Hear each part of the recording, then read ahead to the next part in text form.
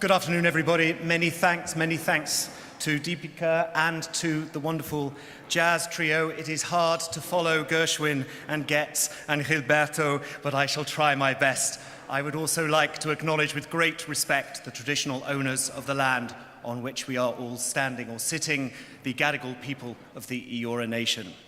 Thank you for welcoming me all. When we talk about discoveries in art, we tend to think first of the look what I found in the attic bank vault flea market kind of story, which we see fairly frequently in our newspapers. And often they involve a deal of self-publicity and often indeed downright fakery.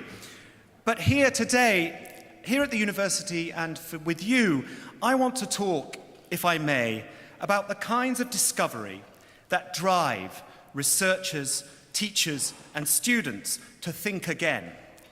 And while I think all the many deans and outstanding colleagues here would have equally exciting stories to tell about their own disciplines, I, of course, am here because of my passion and curiosity for visual art as a profound part of the human story. This, for me, this art is the first slide I show to first-year art history students starting our 1002, our Introduction to Art History. This is a discovery, a fairly recent date, but of course, what you're seeing here is of anything but a very recent date. It is now, with new techniques, being given a date of around 40,000 years before the Common Era, making it this found in the caves, a cave complex in Sulawesi, in the Indonesian archipelago, one of the very first examples of complex art made by early humans. It records complex human cognition, the impulse to represent, an attempt to stretch into the sacred and the veil of the beyond. And it challenges, I will have to go back. Right. It challenges the famous narrative of the cognitive jump, the European cognitive jump. In other words, early man only became clever when they encountered and had to deal with Neanderthal man in the caves of Europe.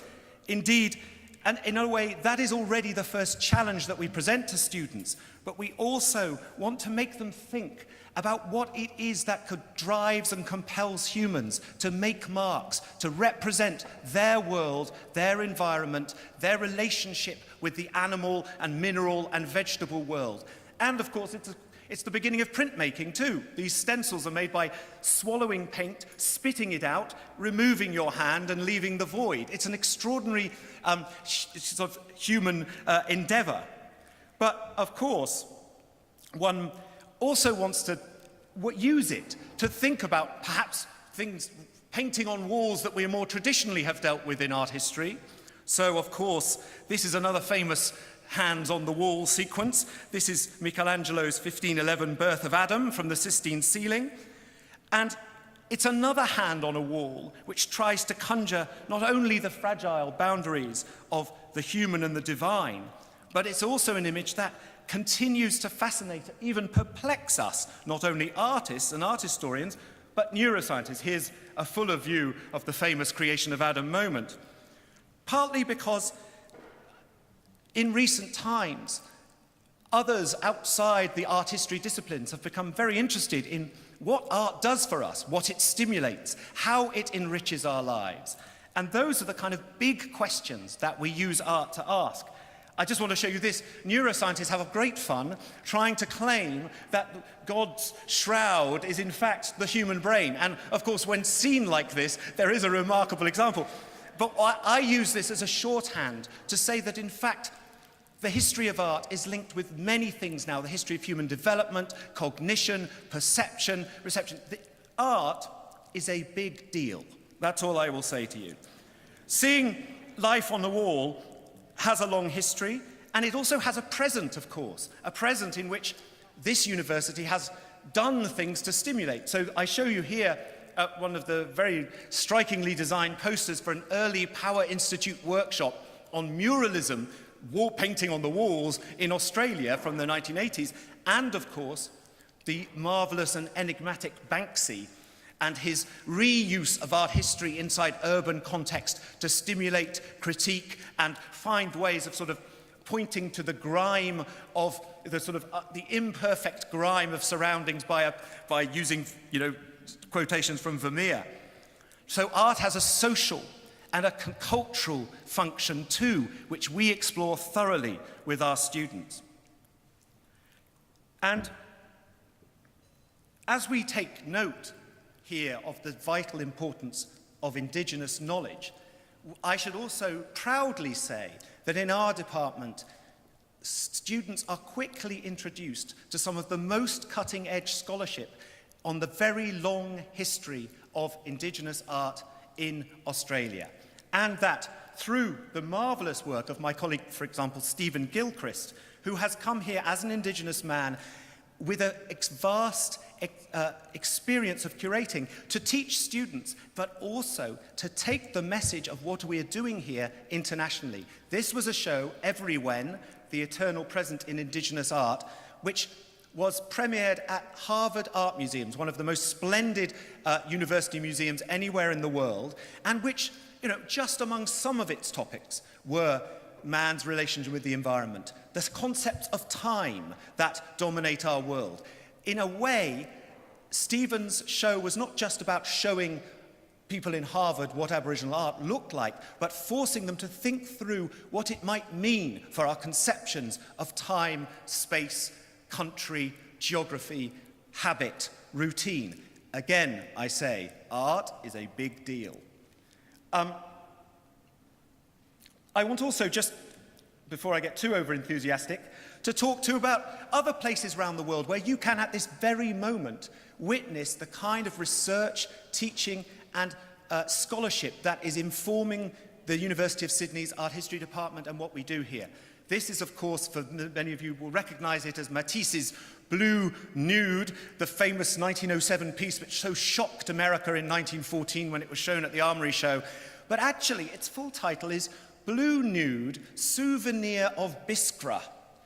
And until recently, students wondered what that meant.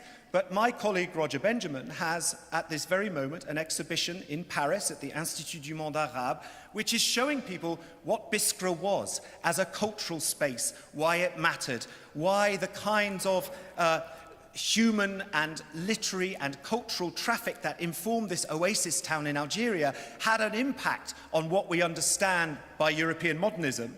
And this exhibition is currently on, and it uses, among other things, postcards, things that have never been seen before, sort of old photographs, documenting. It brings an archive, a document to really make us think again and to think connectedly about what art is. And in my department, I work with colleagues whose specialisms are, excuse me, it keeps getting ahead of me, whose specialisms are Istanbul, for example. My colleague Mary Roberts teaches how Istanbul is a centre, is rival to Paris as a kind of connecting tissue of the 19th century. I have colleagues working in North Africa. I have brilliant Asian art scholars working with me. And what we are doing, and I say it only slightly boasting, I think, is we are reconnecting and rethinking the whole history of what counts as art and how it counts. And that is a very exciting venture to be involved with if you're a staff member or a student or a supporter of ours. I will just briefly mention that I too have got the bug of discovery. I was fortunate enough, and I have been all my career, I'm an archive sniffer. I absolutely tell all students about this, that there is so much still to discover, even in this digital age when it seems everything is always available to everybody. In fact, not true. There are thousands of orphan items in museums. There are thousands of stories waiting to be told. This is a collage that looks like Max Ernst, the great modernist, but in fact was put together in 1810 or 1812 by an eccentric artist who've used collage in startling ways. This this work was part of an exhibition I did at Yale, and this material had never been seen before. Discoveries in art keep happening, they keep being exciting, and many of them are driven by work that's done right here at the university. But the very best example of what I'm talking about is only a few hundred yards away from you now. If you wish to do so after this lunch, you could walk to the university's art museum space up above on the linking place as you will know where it is, linking to the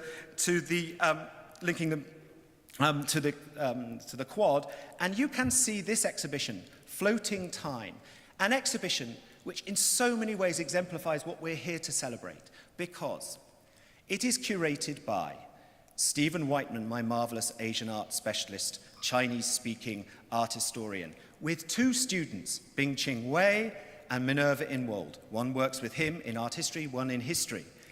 They have done the research, and they have used a collection assembled with the expertise of another of our great Asianists, John Clark, on the basis of work funded and purchased by a grand and splendid bequest, the Morrissey bequest, which has so enriched Asian art and culture at the University of Sydney. The publication, which is winning accolades everywhere, was put together by Power Publications, fueled by Power's bequest, and the research in it is new and exciting. And I can guarantee that there isn't one of you here who will be familiar with even half of the material or the artist that's there. It's new, it's exciting, it matters. It's Chinese art since Mao, and you saw it here first. Now, whoops, I'm going to have idle standby in a minute. That's always a bad idea. And of course, you wouldn't expect me to finish without saying a little about the reason I'm here, or the reason that art history is here in Sydney.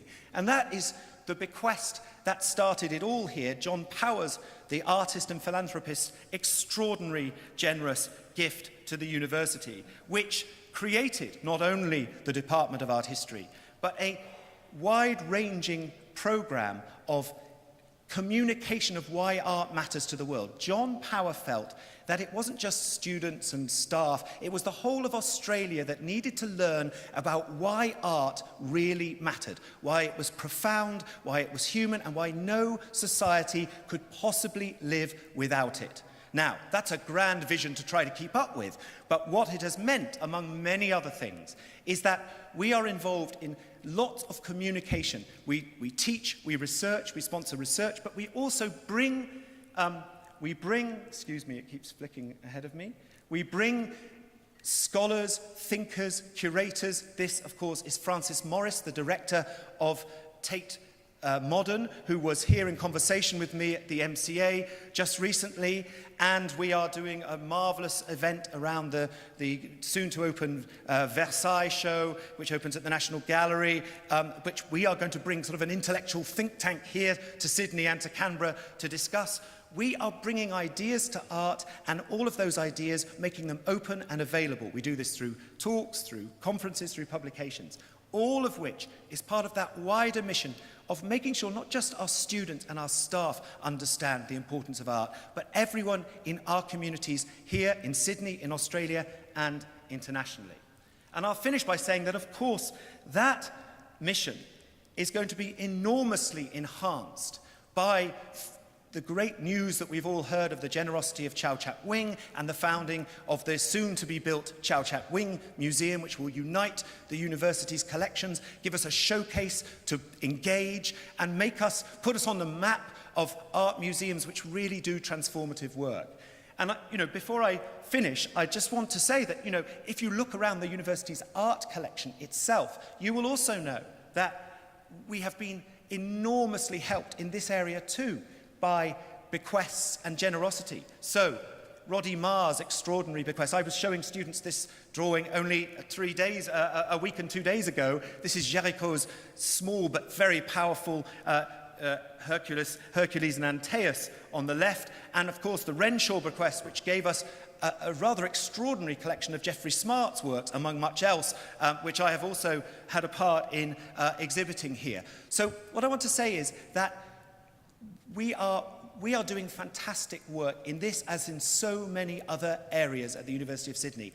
That work is propelled, sustained, energized, and given a mission by the kinds of generosity that Power and other generous bequesters have supplied. It electrifies us, it charges us with a mission, it keeps us propelling forward, and it sustains the kind of enthusiasm, passion, research, and knowledge which a real university must always aim for. So I shall say it there. Thank you very much.